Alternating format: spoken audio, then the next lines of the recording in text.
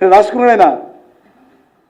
హోంగార్డులకు జర్నలిస్టులకు 5 లక్షల బీమా ఇచ్చినట్టు రాసుకున్నాడు. ధర్నా చౌక్ పునరుద్ధరణ, ఇంతకంటే ఇంకెవరుట?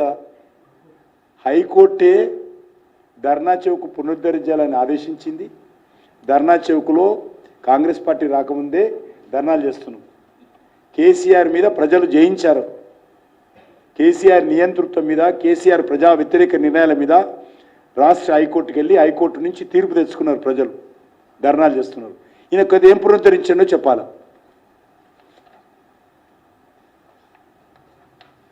హైదరాబాద్ అభివృద్ధి రాసిండు 58,000 కోట్లతో మూసి అభివృద్ధి. ఎక్కడ జరిగిందో 58 కోట్లైనా 58 పైసలు కూడా ఖర్చు పెట్టలేదు. ఎలివేటెడ్ కారిడార్లు 2 మేము చేసిన దానికోసం రాజ్నాథ్ సింగ్ గారు అనేక సార్లు మాట్లాడి ల్యాండ్ క్లియరెన్స్ ఇస్తే అది కూడా ఆయన ఖాతాలు వేసుకున్నాడు. దావోస్ నుంచి 40,232 కోట్ల రూపాయల పెట్టుబడి వచ్చిందట. 4 రూపాయలు రాలి ఇంతవరకు కొత్త పెట్టుబడి సంగతి జరగదు. రీజనల్ రింగ్ రోడ్డు ఇలా ఖాతాలు వేసుకున్నారు. రీజనల్ రింగ్ రోడ్డు కర్త కర్మక్య తెలంగాణ బీజేపీ. వీళ్ళ రాకముందే మేము ఆర్డర్స్ ఇచ్చేసేసాం. ల్యాండ్ అక్విజిషన్ సంబంధించినటువంటి ప్రాసెస్ మొదలైంది. సబ్ కలెక్టర్స్ ఆఫీసర్ని ఎస్టాబ్లిష్ చేశారు. ల్యాండ్ అక్విజిషన్ సంబంధించి పూర్తిగా సర్వే కూడా చేశాము. రీజనల్ రింగ్ రోడ్ వీళ్ళకి ఎట్లా వేసుకుంటారో వీళ్ళ ముఖానికి నాకు అర్థం కాదు. ఇంత అన్యాయంగా కాంగ్రెస్ పార్టీ ప్రభుత్వం వివరిస్తుంది.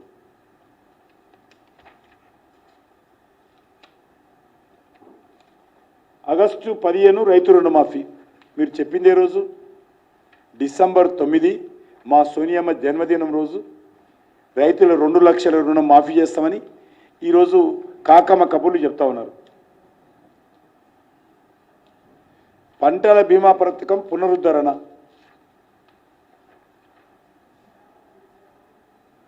ఇంకొకటి ఎన్టీపీసీ రామగుండం 2వ యూనిట్.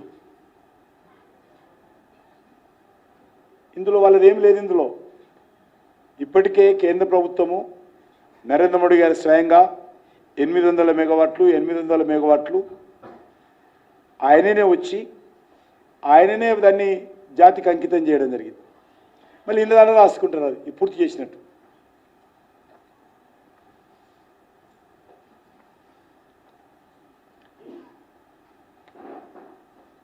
మహిళలకు ఏడాది 1,00,000 సహాయం అంటే ఎన్ని లక్షల కోట్లు అయితే లెక్కేసుకోండి దేశంలో.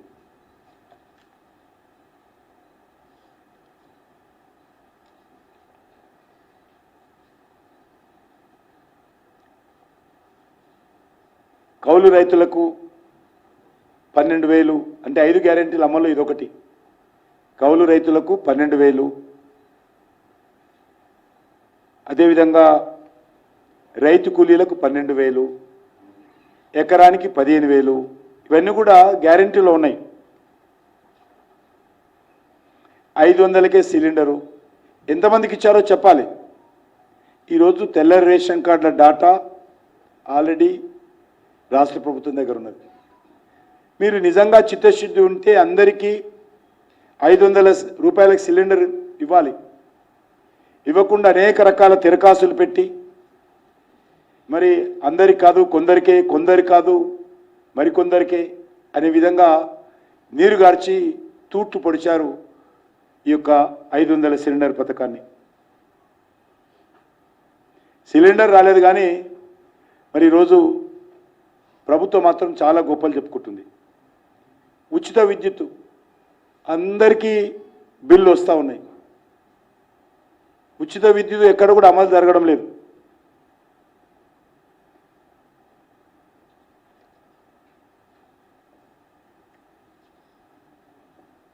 అంతేకాకుండా ఈరోజు ప్రగతి భవన్ కంచెలు కూల్చామని అడ్వర్టైజ్మెంట్ వేసుకున్నాడు ఆయన. కంచెలు కూల్చారు తప్ప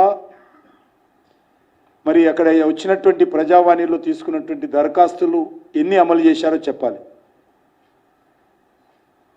ట్రంక్ పెట్రోలు పెట్టారు, కొన్ని కొన్నేమో